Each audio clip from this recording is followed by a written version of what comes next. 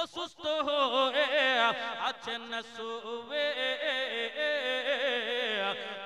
মা ফাতেমা মা ফাতেমা আলী বলেন ও গো বিবি কি খেতে চাও বলো না কি খেতে চাও বলো না হযরত আলী কি বললেন মা ফাতেমা স্বামী গো কিছু আনতে হবে না একটা ডালিম নিয়ে আসুন জোরে বলো সুবহানাল্লাহ সুবহানাল্লাহ অসুস্থ হয়ে আছেন শুয়ে আছেন শুয়ে অসুস্থ হয়ে আছেন শুয়ে নীরবে মা ফাতেমা নীরবে মা ফাতেমা আলী বলেন ও গো বিবি কি খেতে চাও বলো না কি খেতে চাও বলো না তখন মা ফাতেমা বললেন একটি ডালিম খেতে চাই আমি একটি ডালিম খেতে চাই আমি বলেন মা ফাতেমা কেমন ছিলেন নবীর কন্যা মা ফাতেমা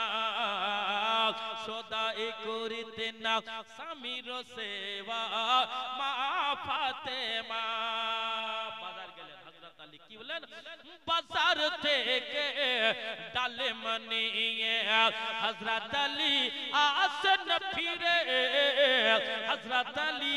আসেন ফিরে রাস্তার ধারে এক সওয়ালে রাস্তার ধারে এক সওয়ালে ডালিম খেতে চাই বলে ডালিম খেতে চাই বলে বাজার থেকে ডালিম নিয়ে হযরত আলী আসেন ফিরে হযরত আলী আসেন ফিরে রাস্তার ধারে এক সওয়ালে ডালিম খেতে চাই বলে ডালিম খেতে চাই বলে আরে কি করিবে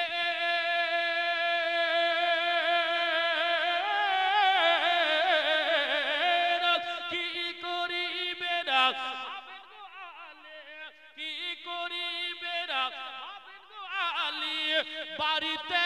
অপেক্ষায় ফাতেমা কেমন ছিলেন নবীর কন্যা মা ফাতেমা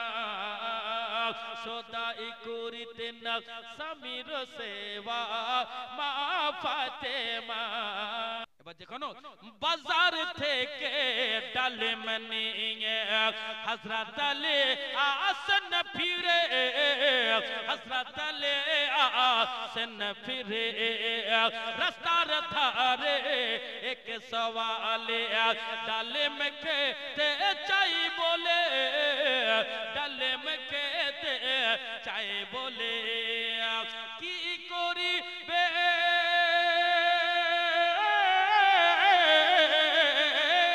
কি করিবে না ভাবেন গো আলী কি করিবে না ভাবেন গো আলী বাড়িতে সুবহানাল্লাহ সুবহানাল্লাহ কেমন ছিলেন নবীর কন্যা মা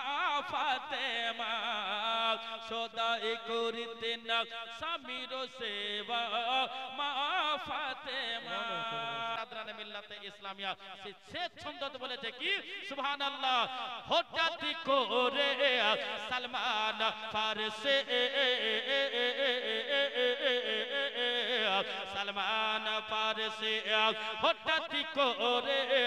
সালমান ফারসি বাড়ির দরজার কন্যা রে বাড়ির দরজার কন্যা রে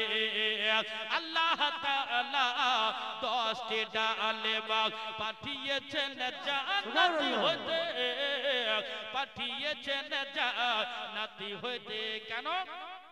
একটির বদলে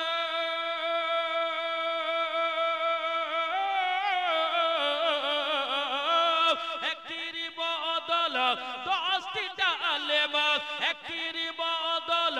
10টি ডালেমা পেয়ে খুশি আলী ফাতেমা কেমন ছিলেন নবীর কন্যা মা ফাতেমা সদাই করিতেন স্বামীর সেবা মা ফাতেমা ফাতেমা ওয়া মা আলাইনা ইল্লাল বালাগ বলা এবং